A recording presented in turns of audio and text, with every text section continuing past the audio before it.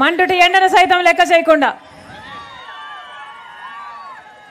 ఈరోజు ప్రతి ఒక్కరూ మా కోసం సమయం చేసుకుని వచ్చారు.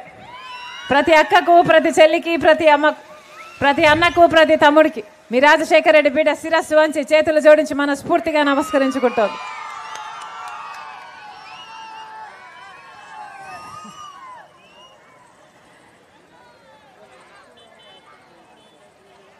బిడ్డలకు ఉద్యోగాలు వస్తున్నాయమ్మా.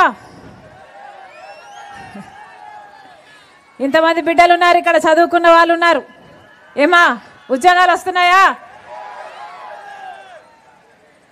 అమ్మా? మన రాష్ట్రం ఏర్పడి 10 సంవత్సరాలు అయింది. మొదటి 5 సంవత్సరాలు చంద్రబాబు గారు ముఖ్యమంత్రిగా ఉన్నారు. ఇప్పుడు 5 సంవత్సరాలు జగన్మోహన్ రెడ్డి గారు ముఖ్యమంత్రిగా ఉన్నారు. ఈ 10 సంవత్సరాలలో మన రాష్ట్రం ఒక్క అడుగు కూడా అభివృద్ధిలో ముందుకు వేయలేదు. 10 సంవత్సరాలలో పట్టుమని కొత్త పరిశ్రమలు 10 కూడా రాలేదు. మరి అభివృద్ధి ఎలా జరుగుతుంది? మన బిడ్డలకు ఉద్యోగాలు ఎలా వస్తాయి? వచ్చాయమ్మా? మరి ఎవరికి ఓటేయాలో ఆలోచన చేసి ఓటు వేయండి. చంద్రబాబు గారికి ఓటేసినా, వైసీపీ పార్టీ జగన్మోహన్ రెడ్డి గారి పార్టీకి ఓటేసినా అభివృద్ధి జరిగేది ఏమీ లేదు. 2 పార్టీలు అదే బీజేపీ పార్టీతో పొత్తులు పెట్టుకున్నాయి. ఒకరిది బహిరంగ పొత్తు, ఒకరిది అక్రమ పొత్తు. పెద్ద తేడా లేదు. ఈ ఇద్దరికిలో ఎవరికి ఓటేసినా మళ్ళీ బీజేపీ పార్టీకి ఓటేసినట్టే.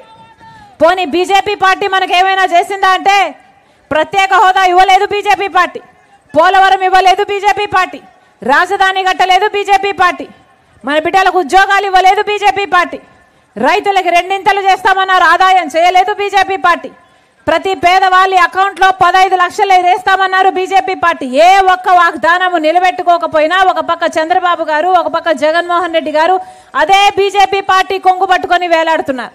అదే బీజేపీ పార్టీకి గులాంగిరి చేస్తున్నారు. అందుకే చెప్తున్నాం, ఈసారి ఓటు వేసేటప్పుడు మన బిడ్డల కోసం ఆలోచన చేసి ఓటు వేయండి. మన అభివృద్ధి కోసం ఆలోచన చేసి ఓటు వేయండి. మనకు ప్రత్యేక హోదా రావడం కోసం ఓటు వేయండి. మనకు పోలవరం ప్రాజెక్ట్ పూర్తి కావడం కోసం ఓటు వేయండి. మనకు రాజధాని కోసం ఓటు వేయండి. మళ్ళీ చెప్తున్నాం, ఒక్క కాంగ్రెస్ పార్టీ మాత్రమే ఈరోజు ప్రజల పక్షాన నిలబడిన పార్టీ. మీరు కాంగ్రెస్ పార్టీని ఆశీర్వదించండి. 10 సంవత్సరాల ప్రత్యేక హోదా తెస్తుంది కాంగ్రెస్ పార్టీ. మళ్ళీ రాజశేఖర రెడ్డి గారి సంక్షేమ పాలన ప్రతి ఇంటి గడపకు తీసుకొస్తుంది రాజశేఖర రెడ్డి బిడ్డ. మనస్ఫూర్తిగా కాంగ్రెస్ పార్టీని ఆశీర్వదించండి. ఎమ్మెల్యే అయినా, ఎంపీ అయినా, ఎంపీ అయితే మీ పల్లం రాజన్న గారు మీరు గెలిపించండి. పార్లమెంటులో అవసరమైతే మీ గొంతు వినిపించడమే కాదు, నిరాహార దీక్షలు చేసైనా సరే ప్రత్యేక హోదా సాధించడానికి తోడ్పడతారు పల్లం రాజన్న గారు. అలాగే ఎమ్మెల్యే అభ్యర్థి చెక్కా నూకరాజన్న గారు మీకు అందుబాటులో ఉంటాడు, మీ గొంతు అవుతాడు, మీ బలం అవుతాడు. మనస్ఫూర్తిగా ఆశీర్వదించాలని మరొకసారి ఎండను సైతం లెక్క చేయకుండా వచ్చిన ప్రతి అక్కకు, ప్రతి చెల్లికి, ప్రతి అన్నకు, ప్రతి తమ్ముడికి మీ రాజశేఖర రెడ్డి బిడ్డ శిరస్సు వంచి చేతులు జోడించి మనస్ఫూర్తిగా నమస్కరించుకుంటోంది. హస్తం గుర్తుకే, హస్తం గుర్తుకే, హస్తం గుర్తుకే.